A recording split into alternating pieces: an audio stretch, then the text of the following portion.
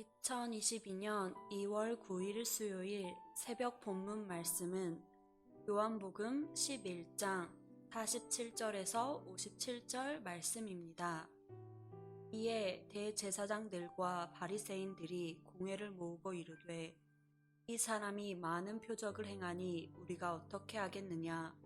만일 그를 이대로 두면 모든 사람이 그를 믿을 것이요 그리고 로마인들이 와서 우리 땅과 민족을 빼앗아 가리라 하니 그 중에 한 사람 그 해의 대제사장인 가야바가 그들에게 말하되 너희가 아무것도 알지 못하는도다.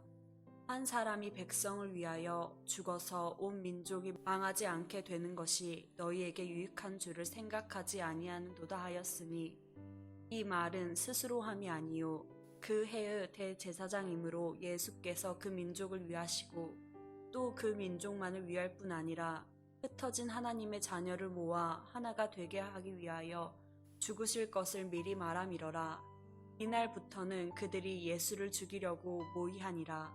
그러므로 예수께서 다시 유대인 가운데 드러나게 다니지 아니하시고 거기를 떠나 빈들 가까운 곳인 에브라임이라는 동네에 가서 제자들과 함께 거기 머무르시니라. 유대인의 유월절이 가까움에 많은 사람이 자기를 성결하게 하기 위하여 유월절 전에 시골에서 예루살렘으로 올라갔더니 그들이 예수를 찾으며 성전에 서서 서로 말하되 너희 생각에는 어떠하냐. 그가 명절에 오지 아니하겠느냐 하니 이는 대제사장들과 바리새인들이 누구든지 예수 있는 곳을 알거든 신고하여 잡게 하라 명령하였음이러라. 아멘. 네, 성도 여러분 반갑습니다. 2022년 2월 9일 우리 수요일 아침입니다. 오늘 하루도 성령 충만한 하루가 되시기를 진심으로 바라겠습니다. 오늘 함께 나눌 말씀의 제목은 에브라임에서 만난 예수님입니다. 오늘 본문에 보니까 대제사장들 그리고 바리새인들이 뭔가를 두려워해요. 뭘 그렇게 두려워하나 봤더니 예수님께서 베다니라고 하는 동네에서 나사로를 죽은 지 나흘이 된 나사로를 살려내셨습니다.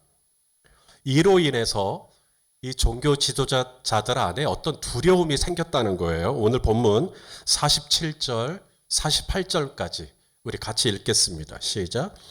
이에 대제사장들과 바리새인들이 공회를 모으고 이르되 이 사람이 많은 표적을 행하니 우리가 어떻게 하겠느냐. 만일 그를 이대로 두면 모든 사람이 그를 믿을 것이요 그리고 로마인들이 와서 우리 땅과 민족을 빼앗아 가리라 하니. 자, 대제사장들과 바리새인들이 공회를 모으고 이르되. 공회를 모았다. 사내들인 공회를 말합니다.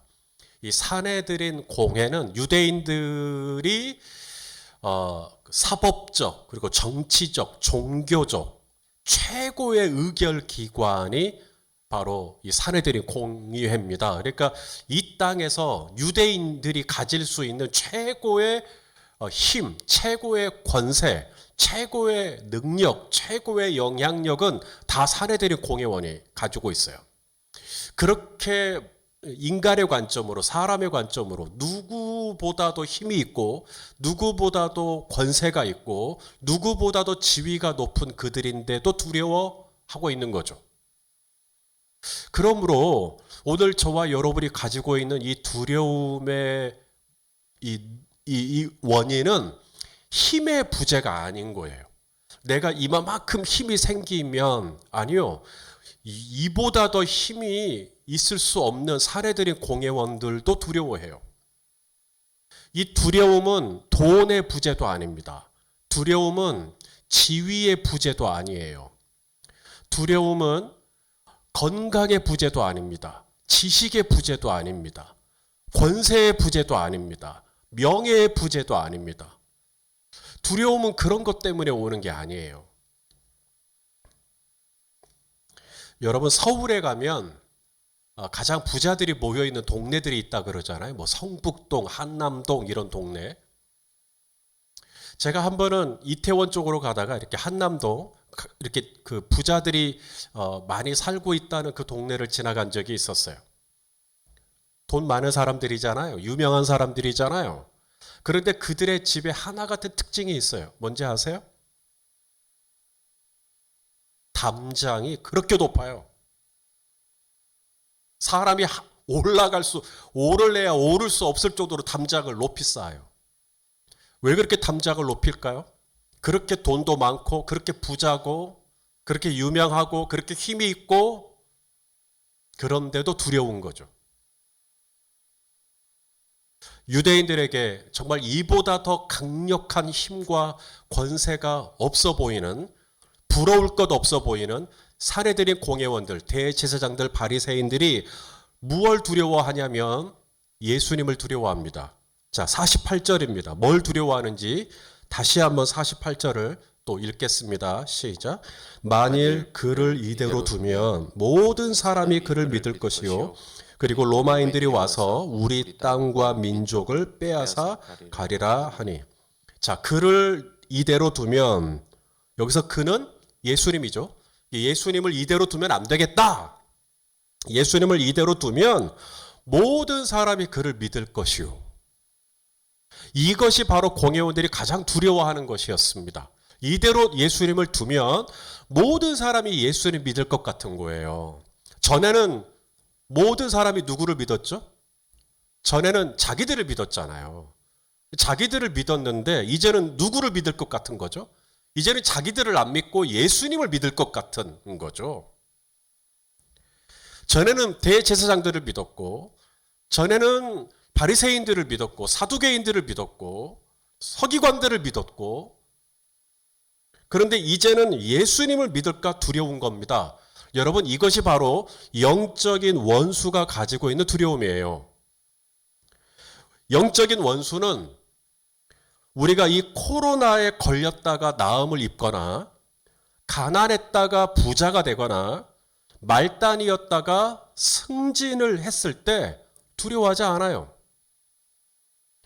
연봉이 얼마나 오르고, 로또에 당첨이 돼서 수십억을 벌었어도 마귀는 그런 거 하나도 안 두려워합니다. 영적인 원수가 두려워하는 것은 무엇인 줄 아세요? 바로 저와 여러분이 예수님 믿는 겁니다. 모든 사람이 그를 믿을 것이요. 열린 베델교회가 예수님 믿는 거예요. 코로나 때 마귀는 어찌하든지 저와 여러분의 믿음을 떨어뜨리려고 할 겁니다. 교회도 갈 수 없죠. 예배도 현장에 나와서 드릴 수가 없죠. 기도도 제대로 교회에 나와서 할 수가 없죠. 때는 이때다. 환경을 탓하고, 코로나를 탓하고, 정부를 탓하고, 교회를 탓하고, 사람을 탓하고, 그러면서 믿음이 떨어지기를 원하는 거죠.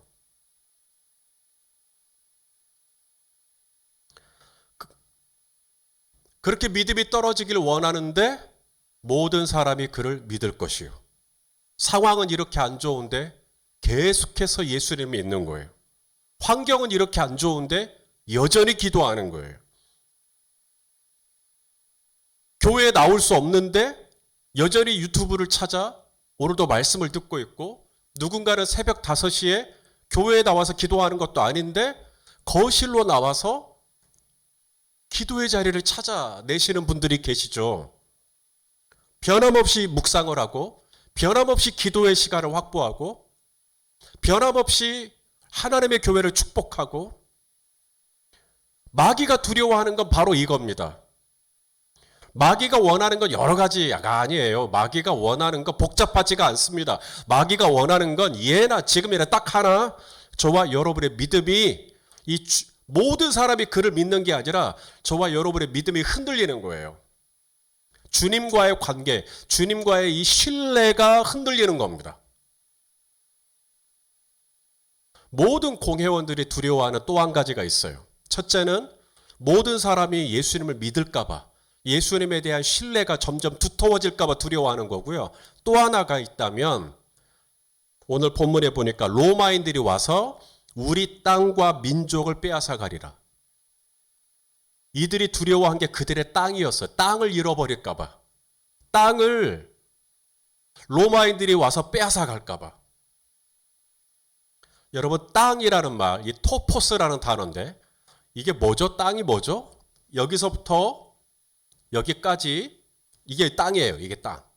이 땅이라는 말은 여기서부터 여기까지는 내 거예요. 내 거. 내 소유예요. 내 것이라고 주장할 수 있는 어떤 영역, 내 것이라고 주장할 수 있는 어떤 공간, 이게 다 땅이에요. 이거 내 거예요. 내 거. 저 사람은 내 거예요. 저 영혼은 내 거예요.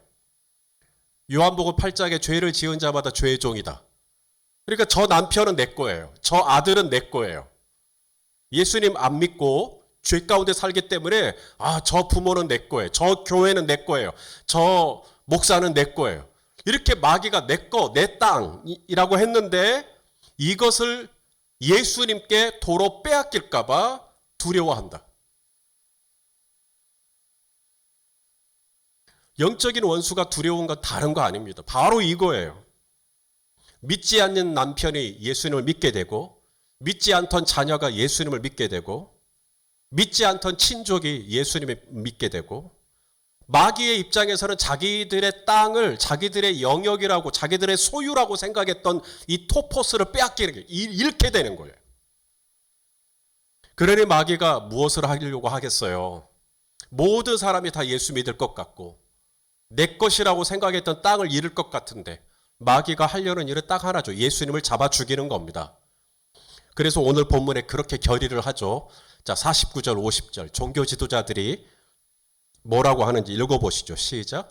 그 중에 한 사람 그 해의 대제사장인 가야바가 그들에게 말하되 너희가 아무것도 알지 못하는도다. 한 사람이 백성을 위하여 죽어서 온 민족이 망하지 않게 되는 것이 너희에게 유익한 줄을 생각하지 아니하는도다 하였으니. 당시 대제사장이었던 가야바가 뭐라고 했냐면 예수 한 사람을 죽여서 뒤탈이 없게 하면 된다.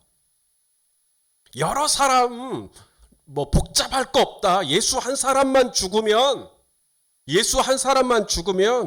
모든 사람이 예수를 믿을까 걱정하지 않아도 되고 예수 한 사람만 죽으면 우리 땅을 잃게 될까 봐 걱정하지 않아도 된다. 로마인들이 우리 땅을 빼앗아 갈까 걱정하지 않아도 된다. 예수 한 사람만 죽이자. 그래서 결론입니다. 결론 53절입니다. 우리 한번 읽어보시죠. 시작. 이 날로부터 그들이 예수를 죽이려고 모의하니라. 이 날로부터는 그들이 예수를 죽이려고 모의하니라. 자, 성경에서는 교회를 가리켜 예수님의 몸이라 그래요. 자, 그러니까 오늘 이 본문을 이렇게도 읽을 수 있는 겁니다. 이 날로부터는 그들이 교회를 죽이려고 모의하니라. 그들이 누구겠어요? 바리새인들? 대제사장들? 예, 바로 마귀들이죠. 우리의 영적인 원수들입니다. 이 원수들이 하는 일은 2000년 전이나 지금이나 똑같아요. 그들의 전략은 하나도 안 바뀌었어요. 바로 교회를 죽이는 겁니다. 그리스도의 몸된 교회, 성령의 전인 성도 한 사람 한 사람의 교회인데 죽이는 거예요. 도적이 오는 건 죽이고 멸망시키고 빼앗고 도적질하고 빼앗고 죽이는 거 이것밖에는 없어요. 자, 그럼 어떻게 하면 좋죠? 이런 영적인 원수들이 호시탐탐 베드로 사도의 표현처럼 우는 사자처럼 삼킬 자를 죽일 자를 잡아먹을 자를 찾고 있는 이때에 이 교회가 성도님 한 분 한 분이 어떻게 하면 안전할 수 있겠는가? 어떻게 하면 이 음부의 권세로부터 우리가 이길 수 있겠는가? 이 코로나 때에 여전히 모든 사람이 주를 믿고 여전히 정말 믿지 아니하는 영혼이 예수님께 돌아가게 되는 그런 역사를 어떻게 가질 수 있을까? 자, 사례들인 공회가 예수님을 이제 죽이기로 결정을 한 겁니다. 그래서 예수님을 이제 잡으려고 하는데 예수님을 잡을 수가 없죠. 왜냐하면 오늘 본문에 보니까 예수님이 피하셨어요. 어디론가 가서 숨으셨어요.